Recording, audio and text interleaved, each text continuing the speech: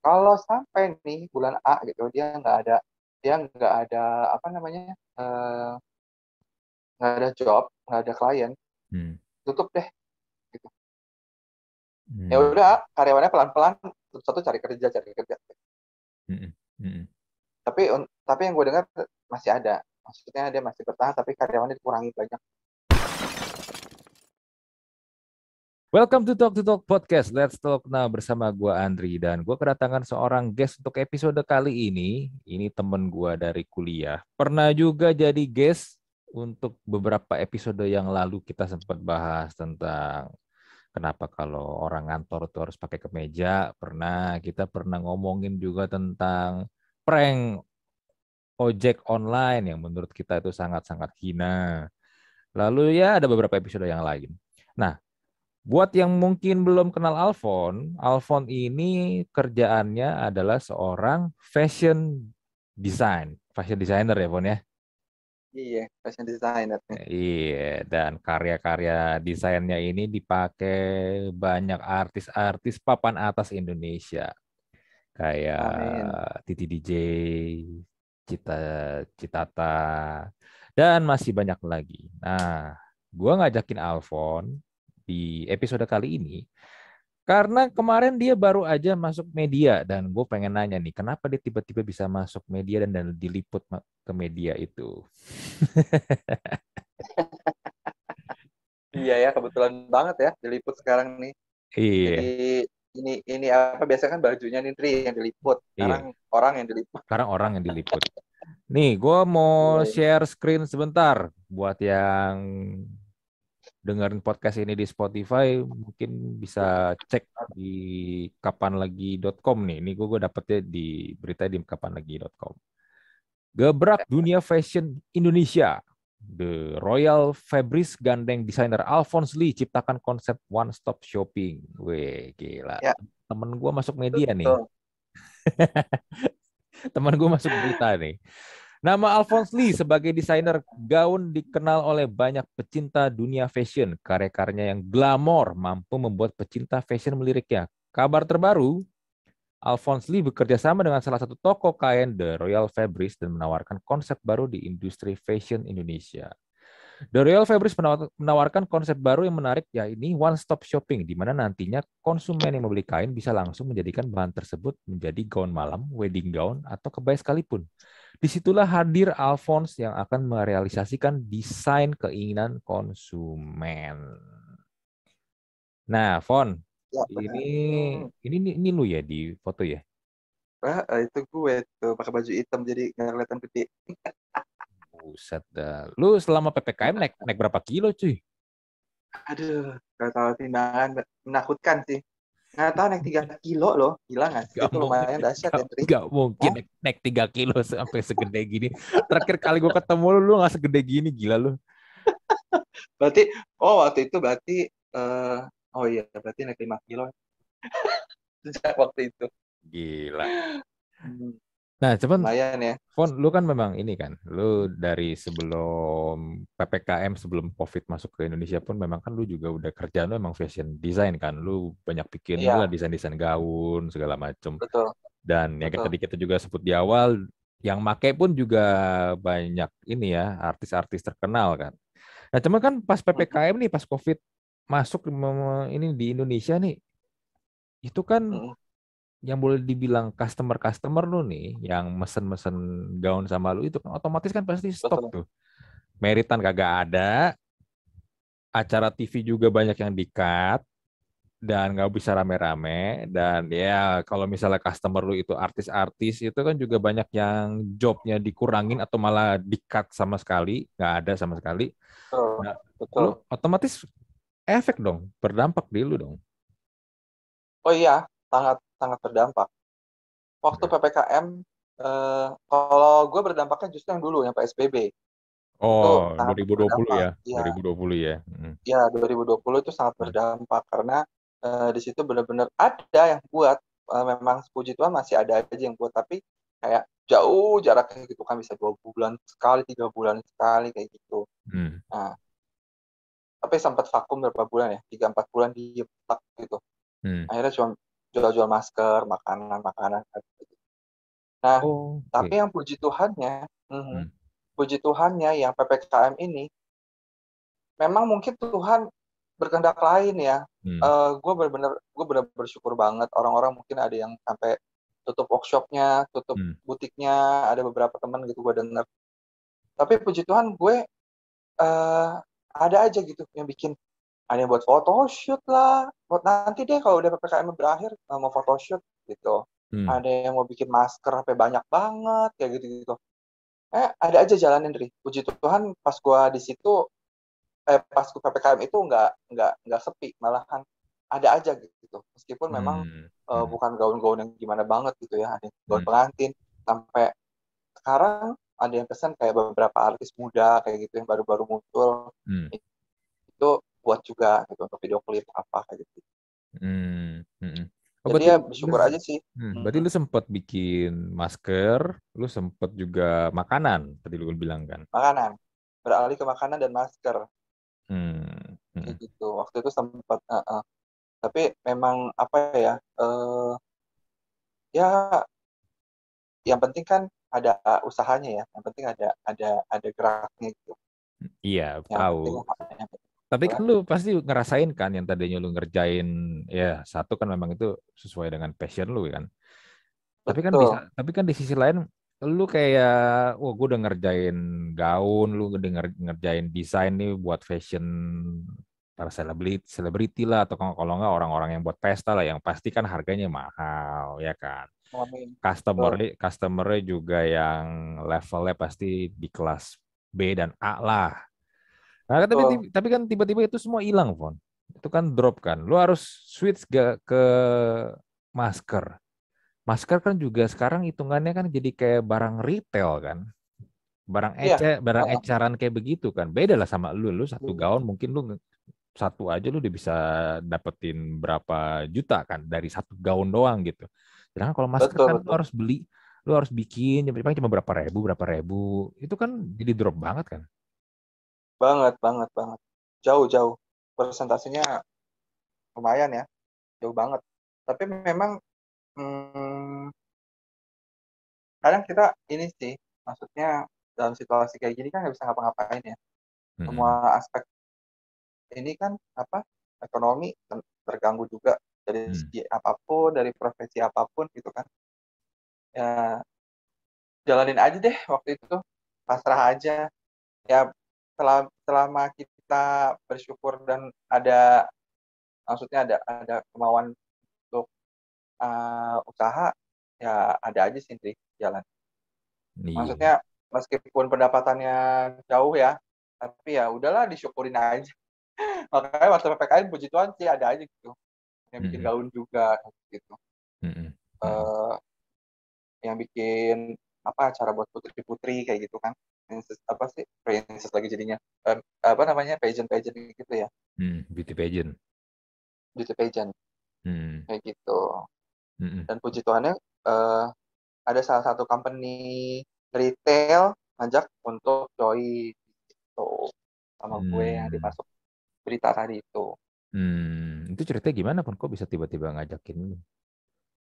Itu juga itu juga eh, apa ya, nggak disangka ya Tuhan kasih jalan. Hmm. Gue waktu itu mau ngurus putri otonomi daerah ke temen gue, terus Oh. tiba-tiba temen gue ngomong, ada bosnya si ini nih gitu, company A lagi Hmm. meeting, gue ajak ketemu yuk gitu. Hmm. Ngapain, nggak enak kok gitu kan. Nggak apa-apa gitu, itu tuh ada project. Nah udah tuh akhirnya ketemu, ngobrol bla bla bla, cuma ngobrol santai gitu. Terus Hmm. ternyata dia bilang, wah boleh nih gitu, tadinya mau buat project kan. Lama-lama, bisa nggak ya kalau kamu join sama kita jadi desainer in-house kayak gitu.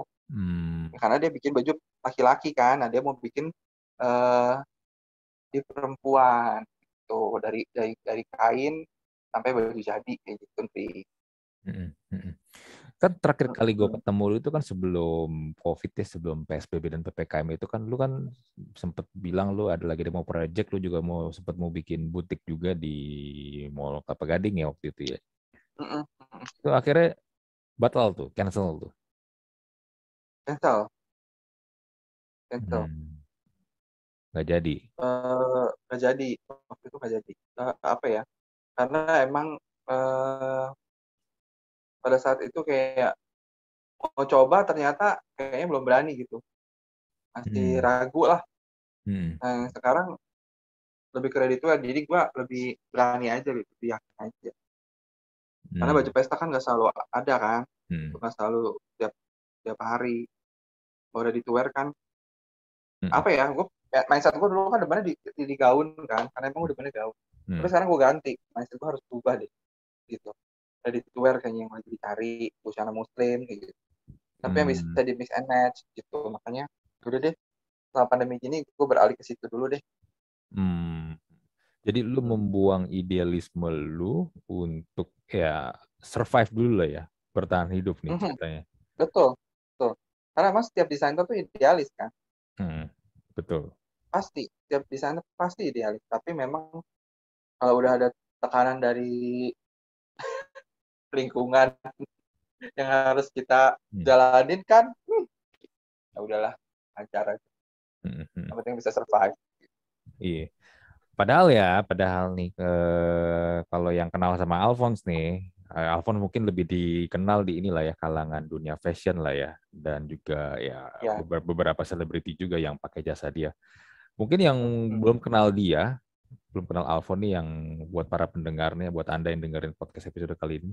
Alphonse itu kan teman satu kampus gua dulu.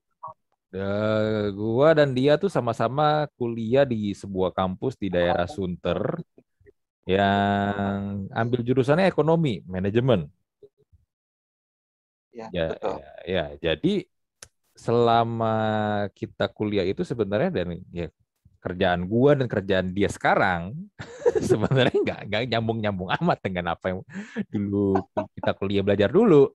Nah, cuman yang gue salut Iya. adalah begini loh. Sebenarnya kan kalau gue mungkin masih ada inilah nyangkut-nyangkut lah ya, Van. Temen kan lu kan bener-bener switch-nya kan jauh banget kan. Jauh banget dari manajemen keuangan ke desainer. Di desainer gitu Jauh. dan waktu itu pun dia juga sempat ceritakan ya semua dia belajar awal-awal juga otodidak. Ya, otodidak. Iya, Otodidak dan pokoknya dari gambar sampai eh, apa praktek, ketemu klien semua otodidak, belajar, learning by doing, kerja sama desainer, hmm, eh, ganti-ganti desainer. hmm, Karena waktu itu emang mau belajar jadi pindah-pindah desainer. Kalau orang iya, kan suka tetap satu hmm. plek, satu bertahun-tahun ya. Kalau gue ganti kita tidak. Tapi dibilang kenapa tuh pakai kutu loncat? Bukan kutu loncat sebenarnya, emang gue mau cari ilmu juga gitu. Hmm. Ya lu lagi nyari ilmu dan juga ini kan ingin mencoba mencari bentuk buat lu dulu sendiri dan lu ambil itu Yes, dari yang macem-macem nih stylenya. betul. Mhm. Karena memang benar, karena desainer itu kan harus mencari jati diri ya. Hmm. Gitu. Gue mau jadi desainer apa nih? Arah gue kemana, kiblat gue kemana, desain bentuk gue kemana, kayak Hmm. Iya, benar benar benar. gitu. Sampai akhirnya terbentuk, puji Tuhannya terbentuk, dan uh, buktinya gue digandeng sama uh, The Royal Fabrics ini, Hmm. plus dia juga punya butik laki-lakinya di Plaza Indonesia namanya Rekas. Ini Hmm. gue lagi di Rekas nih, Hmm. ini butik cowok nih, di Plaza Indonesia, di atas di lantai 3 kalau nggak salah. Hmm. Nah, itu meskipun gue ngedesain produk lain misalkan ready to wear, terus baju muslim, itu tetap ada guanya gitu, ada ciri guanya gitu sih, yang nggak boleh hilang. Karena itu Hmm. dengan sendirinya akan terbentuk nanti kalau lu memang lu matang di konsep gitu. Kalau Hmm. desainer, kalau Hmm. lu matang konsep, pasti dia akan terbentuk dengan sendirinya, arah kemana sih gitu, lu mau kemana sih arah baju lu gitu. Hmm. Benar benar benar benar. Nah, desainer-desainer yang lain sendiri tuh gimana nasibnya pun selama kemarin tuh PSBB PPKM pun? Ada yang bertahan, yang memang desainer udah unggul ya. Hmm. Tapi ada juga yang meskipun dia udah lumayan senior, blok, tutup. Dan gue tuh baru tahu banget kalau itu, Hmm. uh, desainer tersebut kemarin baru berapa hari lalu lah, Hmm. karyawannya minta kerjaan, terus dia bilang bisa nggak sih Pak Alphonse, kerja sama Pak Alphonse.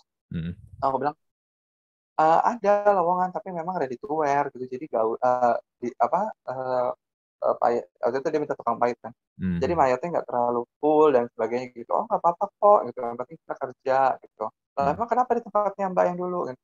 Hmm. Tutup, udah tutup. Padahal dulu laku banget, Tri. Hmm. Hmm. Sangat laku dan gue tahu perputaran dia itu mama-mama pengantin, bride itu banyak Hmm. banget gitu. Hmm. Jadi gue kaget juga pada saat sekarang dia benar-benar tutup, totally tutup. Gue sampai bilang ini, yang kerja tinggal berapa orang Pak? Udah enggak Pak, udah enggak kok, udah enggak ada lagi yang kerja. Hmm. Ah, udah enggak ada yang kerja? Iya, maksudnya tutup, benar-benar tutup kayak gitu. Iya. Gila ya, lu lihat gak sih selama PPKM ini, selama ini ya PPKM dan PSBB, banyak orang yang kita kenal nih, yang menurut kita nih kayaknya nggak mungkin nih ini nih orang nih sampai drop, sampai jatuh gitu atau bangkrut gitu ya. Tapi akhirnya Hmm, setelah ini semua udah lewat ya, banyak loh, Van. Teman-teman gue juga ada loh yang banyak, gitu. banyak. Sampai tengkurap istilahnya. Ih, gila ya. Hmm. Dan Emang dampaknya luar biasa sih. Dan gini deh, lu kan juga banyak bersinggungan juga dengan dunia entertainment kan. Lu tahu sendiri kan, banyak akhirnya yang artis yang dulu biasa ini ya, laku di TV atau sering muncul di TV, terus tiba-tiba TV Hmm. lagi juga ini kan ngurangin slotnya juga kan, karena kan iklan juga turun kan, otomatis penghasilan Ya, juga turun. Ya tiba-tiba betul. hilang, pada kebingungan cuy. Gua aja kemarin tanpa perlu menyebut nama, ada vokalis band terkenal ngajakin gue buat ikut MLM cuy. Saking dia nyari nyari ini tuh gak nyari apa? Oh ya? Iya, nyari duit, nyari tambahan, nyari Iya, iya, iya. penghasilan. Ya karena kan sekarang mau ngeband gimana cuy? Betul. Iya kan? Banget. Udah pusing banget. Memang. Maksudnya, dunia entertainment juga udah sangat redup.